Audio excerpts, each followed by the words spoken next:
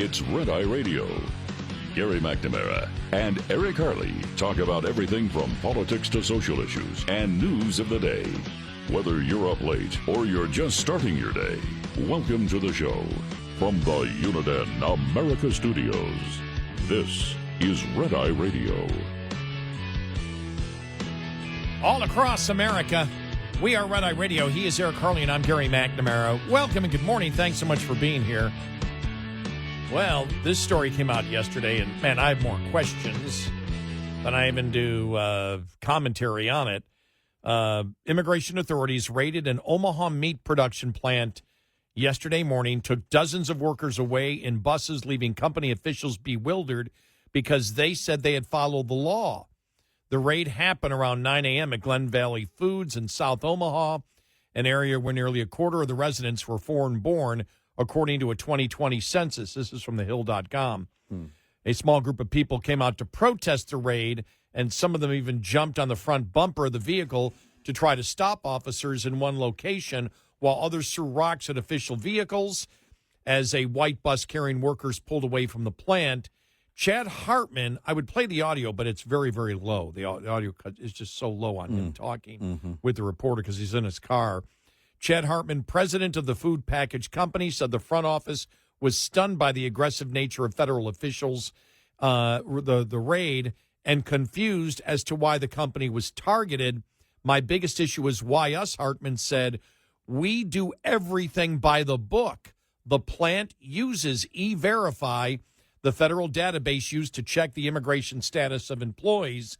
When he said as much to the U.S. Immigration and Customs Enforcement officers who carried out the raid, they told him the E-Verify system is broken. I mean, what am I supposed to do with that, Hartman said. This is your system run by the government, and you're raiding me because your system is broken?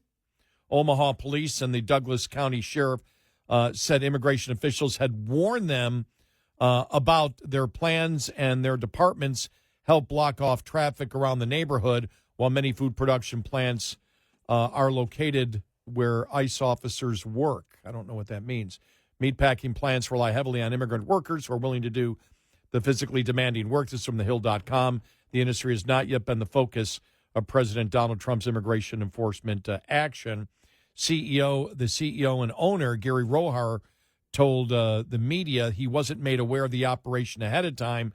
He said federal agents entered the plant with a list of 97 people that they wanted to screen. Of course not. It's a raid, said Rohar, whose company makes the Gary's Quick Steak brand of ready-to-grill steak.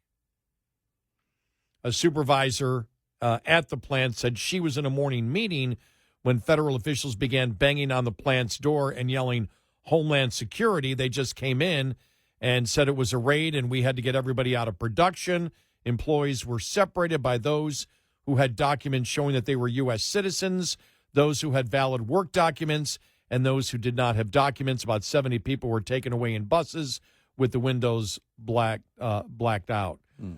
What do you mean the E-Verify system is failing?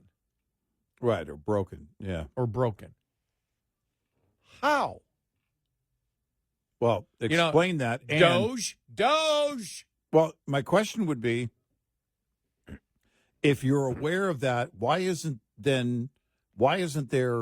aren't you reaching out to the companies who are using it? If you know it's broken, if it's true that the government knows E-Verify is broken, there should be a massive bulletin warning to all of those companies, every company, whether you know they use E-Verify or not, but especially those that are using it, you have record of them using it. You should be contacting them saying, you shouldn't rely on E-Verify, it's broken, and here's what we know about whatever is broken. Something doesn't make sense in the story. This whole thing has too many holes, way too many holes in it. Because it's only the management who said that they were told by the agents at E-Verify was broken. Right. You have not got that statement from Homeland Security. No. But if they were there and there's no record of them using E-Verify, let's say E-Verify isn't broken and they haven't used it, then why isn't the owner in jail? Why wasn't the owner arrested? Right. So there's 2 points to it. If they were lying about using E-Verify, why was he able to drive out? Why aren't you going after the management or the owner? And if it's true what the owner said, that they use E-Verify and they can prove it, then you have to ask, why isn't Homeland Security, ICE, whatever, in contact with every company that uses it, as you just said, and tell them it's not working correctly, so you better verify this yourself, because at the moment it's not working. Mm-hmm. Because I don't know what that means, E-Verify doesn't work. What do you mean E-Verify doesn't work? Here from everify.gov. This is dated May 19th, 2025. E-Verify recently experienced a technical issue with Social Security Administration mismatch, tentative non-confirmation, cases that were referred between April 9th and May 5th of 2025. This includes cases involving dual SSA and DHS mismatches if the employee attempted to resolve the case by visiting an SSA office but did not contact DHS. Due to the system error, some of these cases may have incorrectly received a final non-confirmation, FNC, even after the employee took steps to resolve the mismatch at an SSA office. It doesn't necessarily tell us anything regarding what happened here in Omaha necessarily. No, and you're talking about a month period. Mm-hmm. Well, I'm sure all of those 70 employees were all hired within that month. In fact, more to my point, that if it's broken to the point that employers shouldn't be using it, because if that is true, again, then a bulletin should go out to all of the E-Verify users, just like that one on that issue that I just read. And if the company is following it and you know it because you have a record of them using Mm-hmm. E-Verify, why didn't you contact the owner before you went in to say, look, you may have a problem here because it's not working? Right. Why you just show up? You show up. Normally you would show up. You would think that the standard protocol is you show up and you do it because management and the ownership is protecting the illegal immigrants because they're cheap labor. That would be how I'm not making that accusation. I'm saying that's why you would just show up, knock at the door, and go in, is because you can't trust the management. Right. There's too many holes in this story. Doesn't make sense. No, the dots aren't connected here, as we always say. Right. There's something fishy here. Yeah. Yeah, we're definitely not getting the full story here. And if E-Verify is not working, Elon, come back. Well,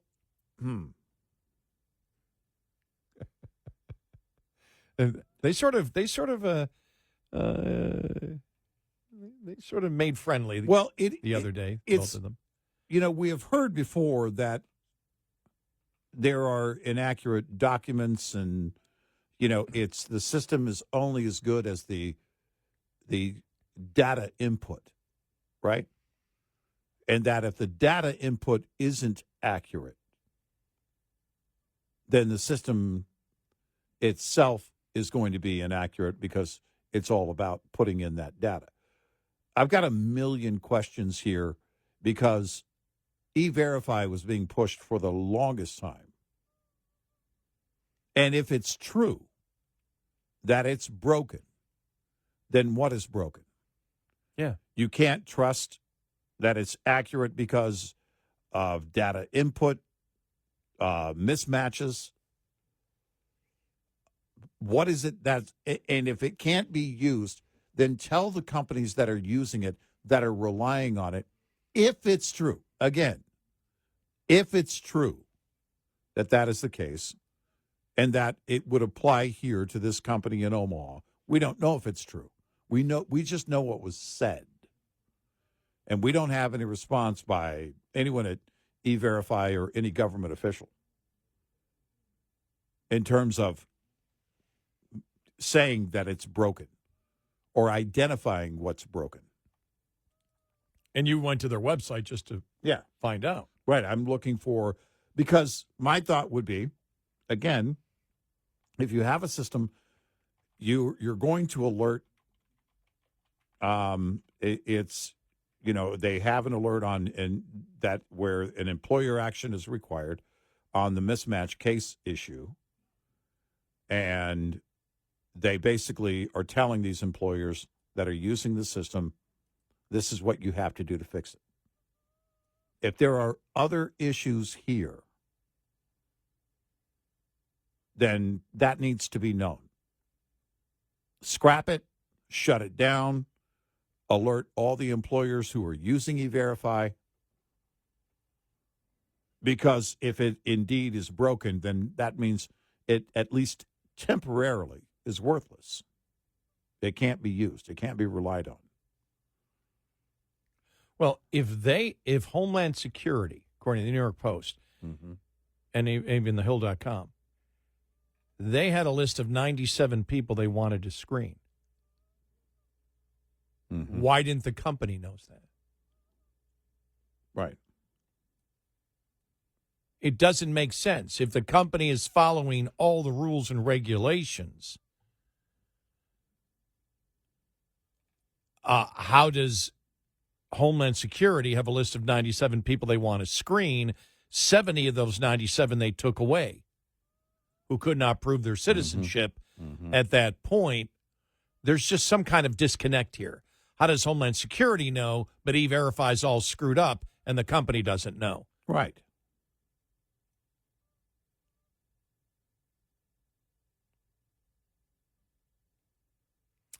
ICE officials didn't immediately respond to questions from the Associated Press, but the agency confirmed the raid. U.S. Immigration Customs Enforcement, federal law enforcement partners executed a federal search warrant. So they had a search warrant. The owner claimed they didn't. He said it's a raid. They didn't have a warrant. That's what it's being said here. Today, based on an ongoing criminal investigation into a large-scale employment of aliens without authorization to work in the United States. And the owner's saying, no, everybody's been E-Verified. Right. Something's, I don't know.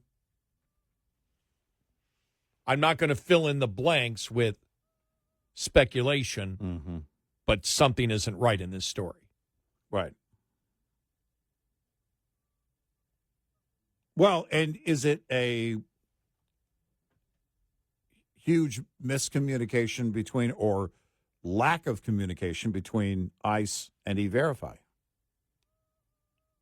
ICE sees it and says, well, it doesn't matter. E-Verify doesn't apply to us. We're going to do with what we're going to go on based on what we know on people who are legally here or not. A lack of communication between Homeland Security, and ICE. Which, by the way, is the norm between government agencies. Oh, we've talked about that, yeah. That's one of the things that DOJ found, and we've known for years. Many people have known for years. But if that it still doesn't communicate to me why E-Verify isn't working. Right. Why E-Verify is broken. No, it doesn't. It's just that ICE is looking at it going, we don't go by E-Verify. You probably shouldn't use that. But ICE sees it as, well, it's not our job to communicate what's wrong with E-Verify. That's up to E-Verify.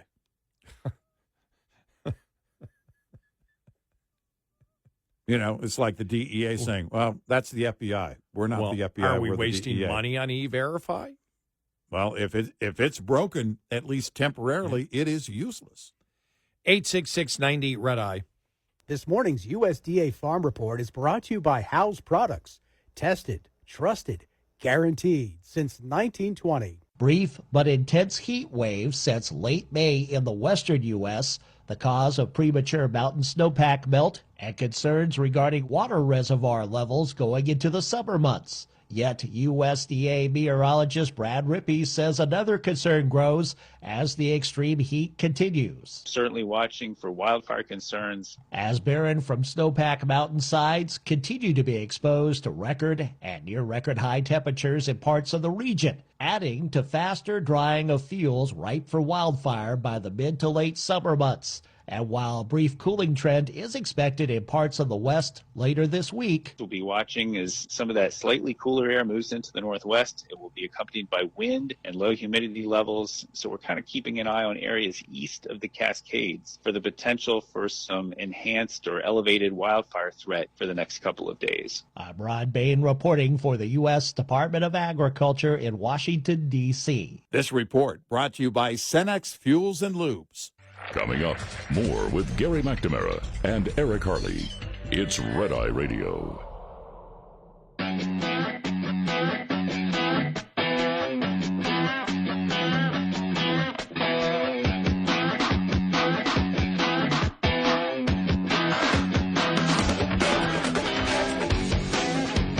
It's Red Eye Radio. He's Eric Harley, and I'm Gary McNamara. Yeah, we'll be looking for more updates on that story because those are the kind of stories we look at and we go, okay, something is wrong there. Yeah. Everything does not add up at all, Yeah. does it? Right. Yeah, and especially when it was, it was really pushed. E-Verify was pushed for the longest time. And it may well be the case that ICE looks at it and says, well, we don't have control over E-Verify. We know what we know, and E-Verify, if we don't go by what E-Verify tells us, we have our own intel that tells us about, where to find people who are here illegally. And the employers, that would be, you asked the question, well, then why weren't the employers targeted? Or is that coming next? I mean, well, I went through it last year when I got a new passport, and I got TSA pre-check, and I got my license, my license renewed. Mm-hmm. I had to prove I was an American citizen. Mm-hmm. I mean, it was sort of slam dunk. It wasn't hard to figure out. Right. So what in the system has gone haywire? We're a company that claims that they use E-Verify for everyone, has 97 people on the list from Homeland Security, and 70 are actually bussed away. Right. Well, my question, too, I have thousands of questions here, but one of them would be, is it the case that E-Verify can be manipulated? Is the system only as good as the data input, and the data input is flawed because the data being input can only be trusted and can only be vetted to a certain degree? If that's the case, it's worthless. Well, that's why I made the point of what I had to go through last year every time having to prove I was an American citizen.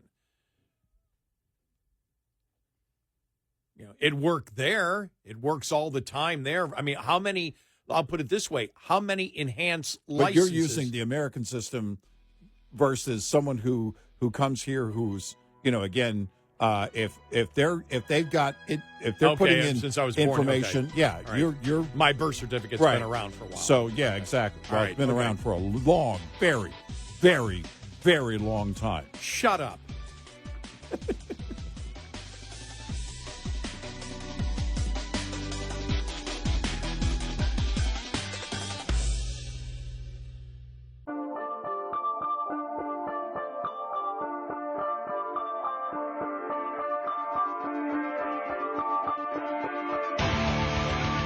You're listening to Red Eye Radio from the Uniden America Studios.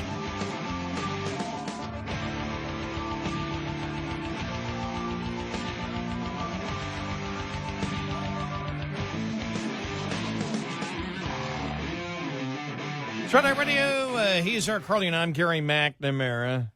Just reading this here. Yeah. Famed sportscaster Bob Costas slammed the mainstream media coverage for cowing to President Trump during the second term while accepting a leadership award. Costas attending the Mirror Awards in New York City on Monday night singled out ABC News and CBS News for rolling over after Trump sued both networks. All they should have said was George misspoke. Yeah. The president, the paragon of virtue, was only found guilty of sexual assault, not rape, so we stand corrected, Costas said of the decision to settle. They didn't have to pay a $15 million ransom. Costas then turned to CBS parent Paramount Global, which is controlled by Sherry Redstone, over its attempts to settle another Trump suit over the alleged biased editing of the 60-minute sit-down with then Vice President Kamala Harris. Paramount is currently looking to close an $8 billion merger with Skydance Media in a move that would require the green light from Trump's Federal Communications Commission. The network has denied it deceptively edited the 60 Minutes interview to make Harris sound more cognitively aware. Yeah. Yeah, right. I just love that. But Costas is all ticked off. Paying $20 million in ransom to Trump is just the cost of doing business when there's billions of dollars at stake. These are ongoing assaults on the basic idea of the free press. So there you go. He's angry. Well, here's the thing. He leaves out, obviously, some very important parts of when the media repeats things that they know are wrong. And they repeat them to the extent over at ABC with The View, they had to get lawyers and put them on the set of The View so they could monitor in real time what was being said and then hand legal notes to the cast of The View when they deliberately, and you could tell. Because if it's not deliberate, if I'm wrong about it being deliberate, then they're incompetent and they should be fired. Either way, I don't know how they keep their job. But for Costas, he has to pretend like they just made us a mistake. Well, Costas also took a jab at CNN, which he claimed has valorized Trump. That's in quotes. In the name of being balanced, right. Calling such work mega media. But if the answer to that is mega media, if the answer to that is Donald Trump's view of the world, which is only through the prism of which benefits him, there are no higher ideals, there are no principles at work other than what benefits him, I'll stay with where we are without correction if the correction is what Donald Trump represents. Of course, that's completely inaccurate. That's a delusional. Yeah. You may disagree. We disagree with things with Trump. And not to say that Trump hasn't done things that obviously benefit himself in his life, politically and monetary-wise. Yeah. Becoming president, especially in the first term, cost him a tremendous amount of wealth. And not what everything that Trump talks about benefits him at all. Right. You can't make that case. Right. A ton of things that Trump believes resonates with the American public because they believe it helps the United States of America. Yeah. He is so... Costas is the ultimate elitist, and he's been able to, over his time of being a sports talk show host, make comments without ever being cross-examined on them. Yeah. Yep. And he's got this elitist attitude. I've always viewed a very elitist attitude. Yeah. I know exactly what Bernard Goldberg said, that they don't believe there's a right or left.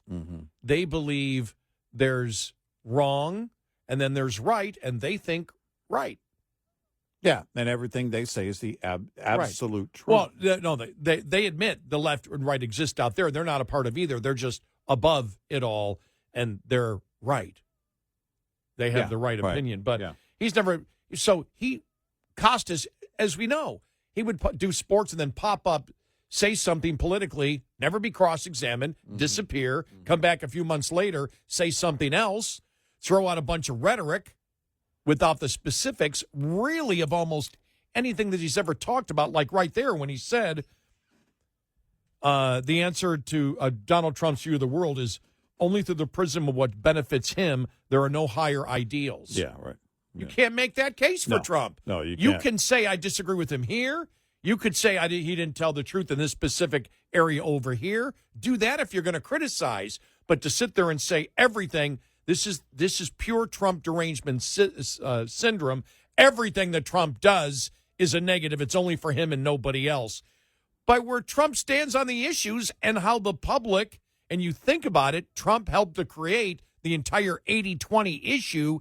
80% of the public isn't stupid. Was that, by the way, Mr. Costas, include 2 attempted assassinations? Does that include the fact that his family name, for all of his kids and grandkids who carry on that family name will be controversial for a very long time? What do you mean to benefit him? He's given up a great deal of his wealth. You can't make that case. I can disagree with some of the things he does. We talked about, mostly it's tariffs. But we talked about that. That doesn't mean, this is the difference between the right and the left. You can have a discussion on the issues where you disagree. But this idea of just flat out lying about it, he only does things to benefit himself. This, by the way, the oligarchy thing was back yesterday and earlier this week, too. The oligarchy thing. It's about Trump and his billionaire friends. You mean his former friend Elon Musk? You can't say that about Donald Trump himself. He's given up a great deal of his wealth, and also the brand. His name will always be controversial from now on, and it started the first time he ran for president. And he knew that. He knew that was going to happen. And that's what he and his family members have to deal with for quite some time. Now, the only joy I get out of all of this, and it's significant amount of joy, is the fact that I know that Bob Costas is raging inside. Oh, yeah, no. In order to say the things that he has said, the generalized things that aren't true, he has Trump derangement syndrome that is just, you know what he's like? He's like I used to be when I had the rage of a serial killer directed at myself because I could not hit that ball with a stick as good as I wanted to hit it.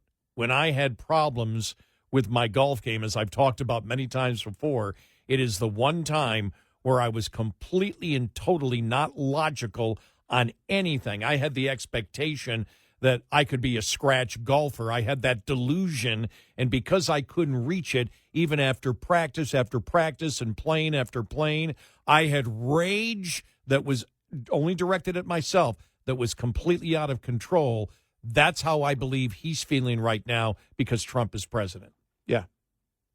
No, that's exactly. But mine was much more important. It was about the fact that I couldn't hit a ball with a stick. Right, yes.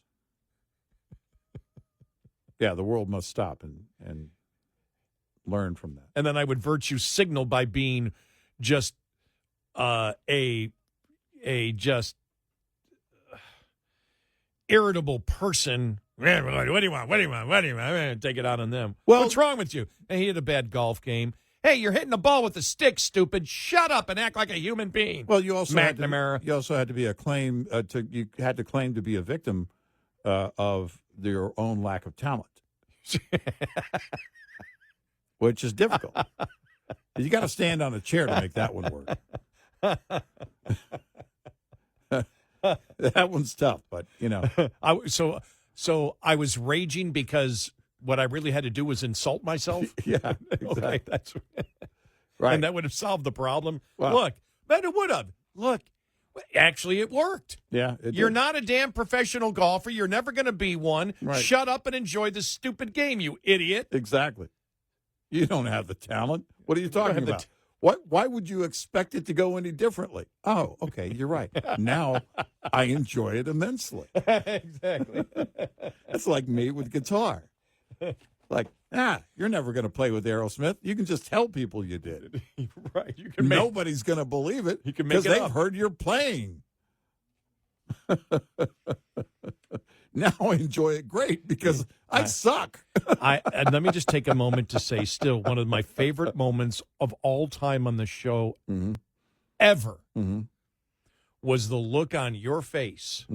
Because for years, and you were obviously kidding. I mean, it was so obvious. It was obviously obvious to some people. Yeah. Yeah, it was so, but he would say, well, when I was a Navy SEAL, Yeah, just back like when he I says. was a Navy SEAL. When I because played, and then somebody called up one time. Yeah. And said, and I'd like to, say thank you for your service. I forgot which one of you is a Navy SEAL. The look on Eric the look on Eric's face as if, oh no, somebody's going to accuse me of stolen valor. Well, I mean, it was the look on your face was pure panic. Oh no. It was like the Clintons trying to find a document shredder. I wanted to destroy all evidence that I ever said that. It was so bad. It was so bad. I was like, please give me a time machine now. I've got to destroy the evidence that I ever said that as a joke. Oh no. What have I done? What have I done? I mean, that look on your face was like, how the hell did I get out of this one? No. I was only kidding. All those years I was just, and obviously you always said it with such sarcasm. Yeah. But there's always going to be somebody out there that just hears a part of it and says, oh, you were a Navy SEAL. They just turn it on and catch a particular part of it. That's it. And there are things that I have done that I don't ever talk about. Like I was the stunt double for John Stamos on Full House. Mostly walking downstairs. You want to know the worst thing that I thought that I said one time, and the audience had said, it's when I worked at our great affiliate KXL in Portland. Yeah. And they were harassing me because you know how you and I hate award shows. Mm-hmm. Right. Yeah. So I go on to do, before I went, I think I was on the air, I forgot, 9 o'clock, I think it was in the morning. Mm-hmm. And so the great people of the morning show there, they pull you in 10 minutes before, what are you going to be talking about? Mm-hmm. And when they started, so what do you think won the Oscar? I said, I don't watch it. Come on, you have no opinion on what won the Oscar. What about Best Comedy? And I go, I don't know. Come on, Best Comedy. I go, okay, Saving Private Ryan. Yeah. Absolutely being sarcastic, right? Yeah, right. And I had just seen it. I had just probably seen it with, because it was up for. So obviously, anybody knowing my sarcasm knows I wasn't saying that Saving Private Ryan was a comedy. Right. It was just In like fact, it would be absurd to say it's a comedy, which therein lies the comedy. Just saying that's a comedy. Exactly. Yes. And so apparently one person called and complained, and I got 5-10 minutes later, I'm on the air apologizing. Don't know what, and people started calling me, going, "No, we understood the sarcasm of it." Of course, it's like okay, but yeah. So I really got enjoyment out of that day. The look on your face. Yeah. No, seriously. Yeah, no, I felt the panic of the Clintons in that moment. I need a shredder now. Yeah, please find a document shredder now. Wow, make it go away. 866-90 Red Eye. We'll be right back with more Red Eye Radio with Eric Harley and Gary McNamara.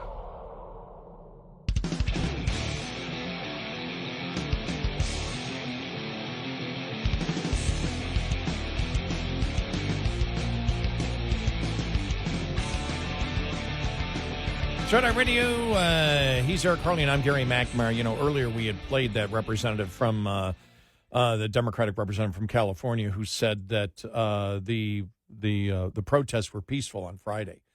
And Newsom said the same thing in his speech.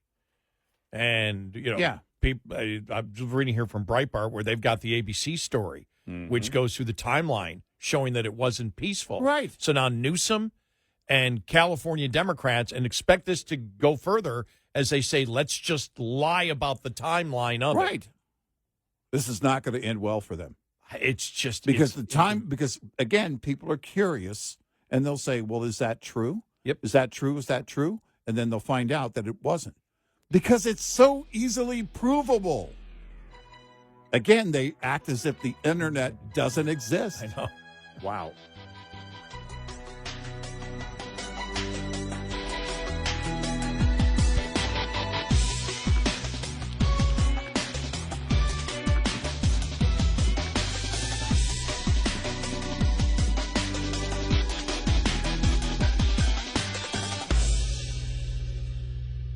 This is Red Eye Radio on Westwood One.